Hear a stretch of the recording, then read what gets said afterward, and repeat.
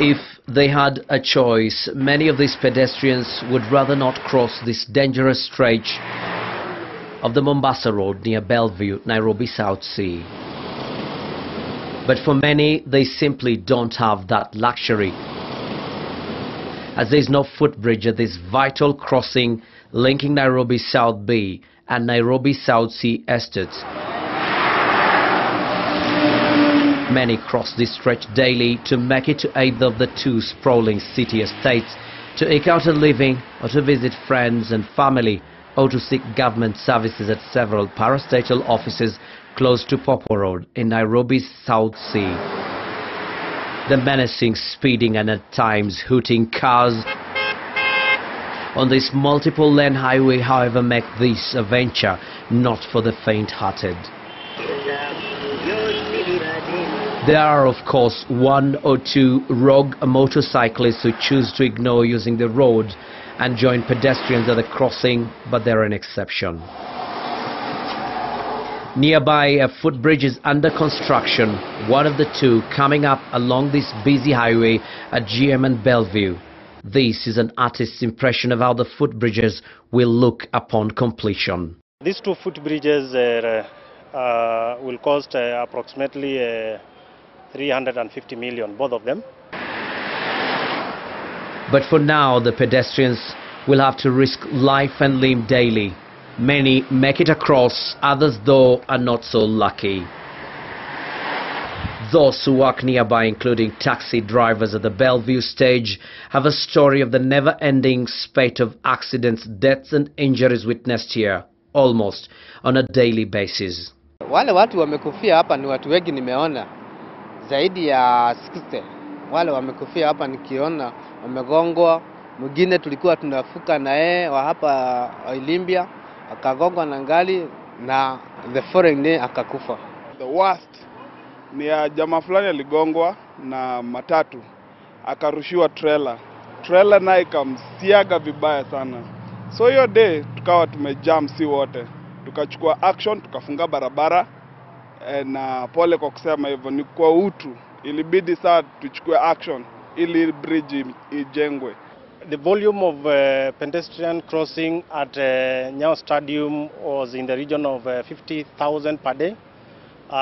Bellevue is in the region of 9,700 per day. At GM where we are is in the region of 10,700, and City Cabanas is in the region of 50,000 per day. The tragedy of it all is captured in the number of deaths and injuries witnessed along this busy highway. According to the Highways Authority, police figures from the industrial area and Embakasi police station show that in the year 2010, there were 183 accidents between City Cabanas and Nyayo National Stadium, 138 of them involving pedestrians.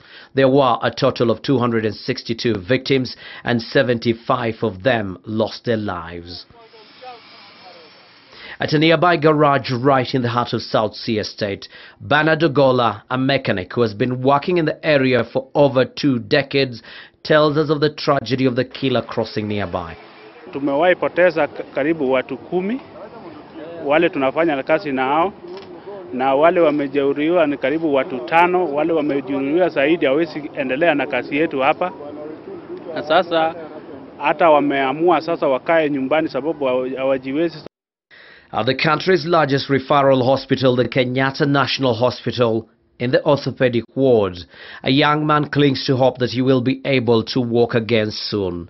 George Odero is just another victim of the many accidents along Mombasa Road. The Juakali panel beater and spray painting artisan has been out of work for over a month now. He recalls vividly the events on that early July evening when he was knocked by a vehicle. Nilikuwa navuka Mombasa Road Bellevue nikitoka side ya South Sea kana elekea South B. So hizo magari za kutoka airport nilivuka tu vizuri. Sasa kufika Mombasa Road hiyo side hizo magari za kutoka town nikavuka vizuri. Sasa line ya mwisho ndio gari ikakuja ikanigonga nikisavuka. Inside Ward 6 at KNH, victims of similar accidents continue to recuperate. Hundreds of kilometers from Bellevue, South Sea, in Rangwe constituency, Homa Bay County. Our search for the family of a woman who died in an accident along Mombasa Road as her son watched begins. Through these rural parts, we are able to trace the devastating effects of a major highway's killer crossing on the lives of many a great distance away. As we arrive at the affected homestead, the signs of poverty are clear for all to see. The gaping holes in the heart of Mama Makleana Njiri remain a stark reminder of the gap left in the lives of the young children here. In 2006, Mama Makleana had traveled to Nairobi, South Sea, to visit her son Peter Aguko, a mechanic. After exchanging pleasantries, her son escorted her to the Bellevue crossing, from where they hoped she would proceed to South B to board a matatu to Kibera. As the son accompanied her, he watched in horror as disaster struck. Maisha yake yote ni huyo kijana ndiye alikuwa anampa pesa ya kujisaidia. Sasa vile alienda huko Nairobi, vile alikuwa kivuka barabara akienda kwa nyumba na gari ilimgonga mpaka akakufa hapo hapo. Alafu akarudishwa nyumbani tukamzika. Baada ya miaka miwili kijana yake naye akafa. Naye bibi yake naye akafa. Sasa mimi ndio nilibaki na hao watoto. Tangu nyanya age dunia tunamiss maelezi yake na upendo wake, kwa sababu yeye ndiye alikuwa anatupatia chakula. Sasa hapa ndio mama alizikwa 2006. Many hope that in the coming few days, the many deaths reported along Mombasa Road will be a thing of the past, that these killer crossings will just be parts of a dark, tragic chapter in the lives of pedestrians here. Abdi Osman, Sunday Live.